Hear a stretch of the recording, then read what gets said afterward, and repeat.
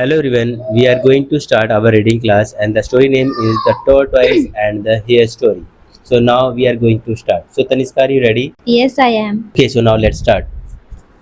The Tortoise and the Hare Story. Once upon a time, there was a hare who was very proud of how fast he could run.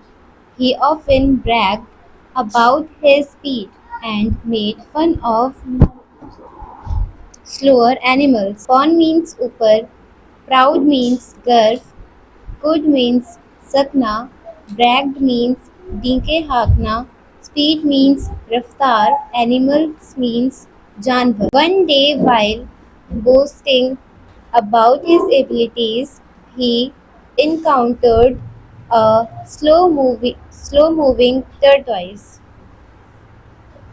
Boasting गर्व, abilities क्षमताओं, encountered का सामना, tortoise कछुआ.